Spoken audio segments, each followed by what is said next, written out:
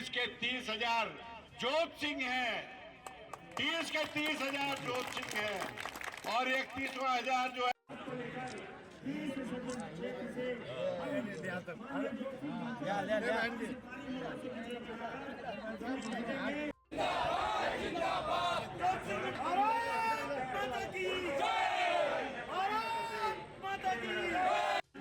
आप लोग इधर आ जाओ।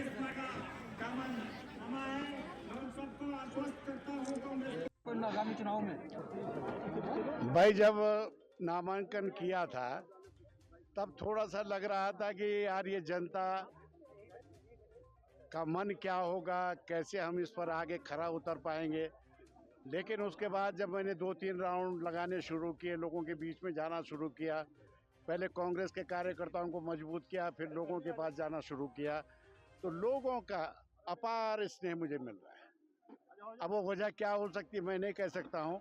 वजह शायद ये दिख रही है कि इस सीट पर और इस देश में परिवर्तन की लहर आ गई।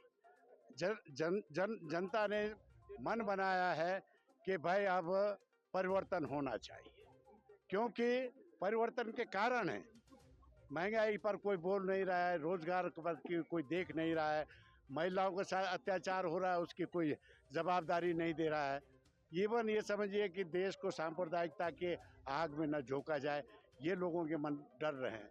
तो आज क्योंकि संविधान एक ऐसा वो है जिसके तहत हम पूरे देश का संचालन करते हैं, सब लोग उसके तहत काम करते हैं। आज संविधान को संशोधन करने की कोशिश की जाएगी और लोकतंत्र का जो है वो तमाम चारों पहलू हैं जो ध्वस्त करने का प्रयास किया जा रहा है, जिसमें आम जन की सहभागिता, आम जन की अभिव्यक्ति, आम जन लोग अपने अपनी तरह से खूबसूरत इस देश में अपनी तरह की अपनी बोली भाषाएं बोल सकते हैं, अपने जाति धर्म पूजा कर सकते हैं, तमाम लोग एक साथ मिलकर रह सकते हैं। ये खूबसूरती इस निज़ाम संविधान की थी। लेकिन इसमें जब जब परिवर्तन की कोशिश की जाएगी उसका IQ आपने एक ही देख लिया कि एक जमात के लोगों को जो है उससे अलग करने का प्रयास किया जा रहा है, जो कि देश के लिए भी ठीक नहीं है और आवाम के लिए भी ठीक नहीं है और आने वाले समय के लिए भी ठीक नहीं है। भाई पहले तो मैं सबको प्रतिद्वंदी समझ रहा था, लेकिन अब आते आते आज 6 तारीख हो गई, 6 तारीख में जो है परिवर्तन आ रहा है कि सब प्रतिद्वंदी तो कोई दिख नहीं रहा है, वो अब मुझे ही प्रतिद्वंदी मान रहे हैं, मुझे ही प्रतिद्वंदी मानने लगे हैं। रानी साहब कहीं दिख नहीं रही है। नौजवान दोस्त रोजगार की बात कर रहा है, मैं भी वही रोजगार की बात कर रहा हूँ, उसमें तो कोई ऐसा है नहीं। मुझे उत्तरकाशी से लेके टिहरी से लेके देहरादून में तमाम साथियों ने जो है हमको साथ खड़े होकर काम किया है और आगे भी हमारी जो नेशनल ट्रेड यूनियंस हैं वो सब एक साथ मिलकर काम करेंगे। अभी आप देखेंगे इसका रिजल्ट होता हुआ क्या दिखाई देगा। मैं रणनीति नहीं बताऊंगा, क्योंकि अगर रणनीति बता दूंगा तो फिर रह क्या जाएगा। हम इस जैसे क्रांतिकारी नौजवान का स्वागत करते हैं और उनके साथ जो लोग आए हैं उनका भी स्वागत करते हैं। और एक और क्रांतिकारी हमारे साथ आया, अरविंद सिंह बिष्ट, जो कि नौजवान है, बड़ा जानकारी का खजाना है, पत्रकार रहा है, 2 मरतबा जो है जिला पंचायत सदस्य रहा है, जागरूक इंसान है। तो मैं समझता हूँ अच्छे अच्छे लोग अगर इतनी तादाद के साथ हमारे साथ जुड़ते हैं, भाई नेता ही तो नहीं जुड़ेगा हमारे साथ, नेता तो धमका के ले जा रहे हैं, वो पता नहीं क्या दबाव है भगवान जाने, है ना। आपका घोषणा पत्र जारी हुआ है, इतना खूबसूरत घोषणा पत्र यही नहीं, वो तो कमिटमेंट है जनता के साथ कि जनता इन चीज़ों पर आगे आएगी तो हम सरकार बनाएंगे और सरकार के बाद सबसे पहला उस महिला को जो है 1 लाख रुपए का जो है अनुदान प्रतिवर्ष दिया जाएगा, जिसके बाद रोजगार की संभावनाएं नहीं है। नौजवान को रोजगार की गारंटी दी गई है, उसी में जो है श्रमिकों के लिए उनके श्रम शक्ति का जो है संचय करके जो है राष्ट्र की उन्नति में उनको लगाया जाएगा। और श्रमिक के जो इन्होंने बायलॉज सारे एक्ट चेंज करिए उनको पुनर्बहाल किया जाएगा। 4 साल का अग्निवीर जो नौजवान के साथ धोखा किया जा रहा है, वो सबसे पहले उसको समाप्त किया जाएगा, पहला प्रस्ताव आएगा। ये सब मुद्दे देश के आवाम को देखते हुए लगाए गए। सामाजिक न्याय की बात की है, आर्थिक न्याय की बात की है, राजनीतिक न्याय की बात की है, शुचिता की बात की है और महिलाओं के संरक्षण की बात की है, नौजवानों को रोजगार की बात की है। तो ये सारी गारंटियाँ, ऐसी गारंटी नहीं जैसे 14 में मोदी जी गारंटी तो दे गए। अब कहने का मैं तो ये तो क्या था, जुमला था। धन और जुमले में 10 साल निकल गए, गारंटी एक नहीं आ पाई। सर मसूरी विधायक यार मैं तो घर की भी सेवा कर रहा हूँ, अपने समाज की भी सेवा कर रहा हूँ, देश की भी सेवा करूँगा। तुम अपनी देखो ना, तुम किस किस की सेवा कर रहे हो और कैसी सेवा कर रहे हो, ये तुम्हारे ऊपर निर्भर करता है। एक सवाल बड़ा महत्वपूर्ण था, मेरा जो डेट ऑफ बर्थ है वो है 10/2/1954 और रानी साहिबा का डेट ऑफ बर्थ है 1950। बूढ़ा मैं हुआ या रानी साहिबा बूढ़ी हुई, उससे पहले पूछो। और मैं आज भी उससे आगे 4 कदम आगे चलने को तैयार हूँ, दौड़ में भी और काम में भी और एडमिनिस्ट्रेशन में भी और सरकार चलाने में भी। ये तो क्या सरकार चलाएंगे जब हम आएंगे। बैरोमीटर तो सड़क से तो नहीं कर पाऊंगा, लेकिन जब सरकार में बैठेंगे तो उसकी हमारी प्रायोरिटी होगी। टिहरी लेक को जो है 42 किलोमीटर की टिहरी लेक को ऐसे खूबसूरत मास्टर प्लान के साथ जो है उसको बनाएंगे कि उसमें 4 खूबसूरत शहरों में अलग है। मसूरी पर्यटन तो यहाँ का जो है मुख्य व्यवसाय है, लेकिन आपको उसके साथ एक नियोजन के साथ चलना पड़ेगा। है बजट पर्यटन नहीं, आपको व्यवस्थित पर्यटन देना पड़ेगा। और ये आपने सदन में भेजने का वादा कर दिया तो पर्यटन मेरी पहली प्राथमिकता होगी। ये लोकसभा का शंखनाद हो चुका है और जनता लामबंद होने जा रही है। और इस समय जो लोकसभा का चुनाव है वो झूठ और सच का चुनाव है। भारतीय जनता पार्टी का झूठ एक तरफ है और कांग्रेस का सच एक तरफ है, इंडिया अलायंस का सच एक तरफ है।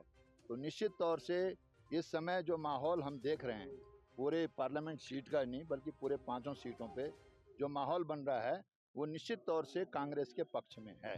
लोग जो हैं 1:30, 2-2, 12-12 बजे तक जो है वो हमारे कैंडिडेट को सुनने के लिए आतुर हैं और इससे लगता है कि जनता परिवर्तन चाहती है। इस बार जो भारतीय जनता पार्टी की जो कैंडिडेट है रानी साहिबा, वो उनके पक्ष में जनता कतई नहीं है। वो अपना न तो उन्होंने कभी बोला है न उन्होंने कुछ काम किया है। ये जनता स्वयं कह रही है, हमने नहीं कहा है, ये जनता खुद कह रही है।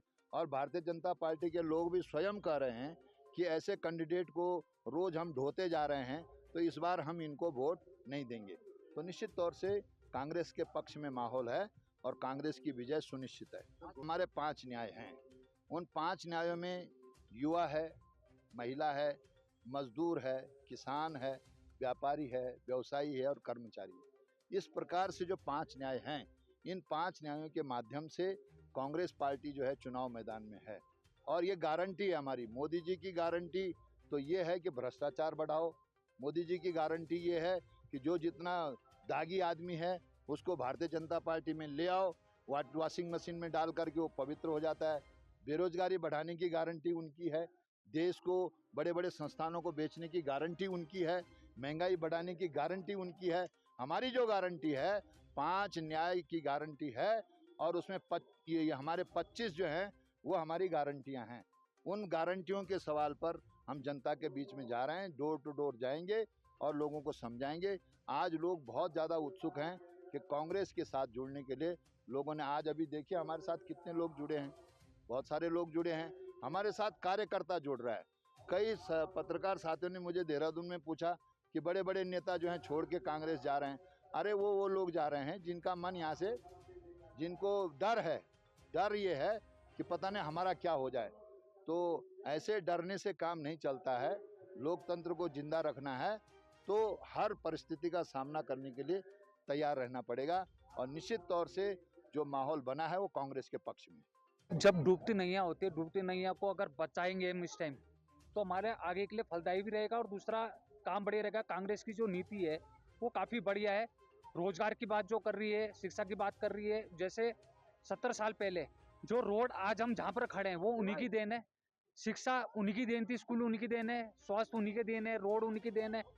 तो ये हर जो कुछ है तो उन्हीं की देन है। और जहाँ बीजेपी की बात करें तो खाली जुमले की सरकार रही, 10 सालों में उन्होंने कुछ भी नहीं करा।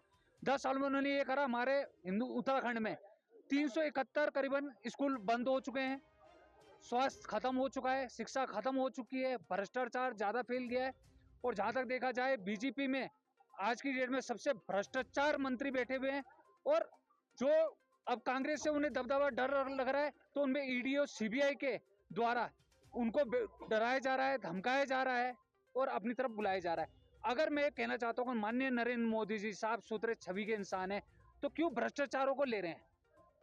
तो जब भ्रष्टाचारों को ले रहे हैं, तो सबसे बड़ा भ्रष्टाचार के गुरु तो माननीय प्रधानमंत्री जी हो गए।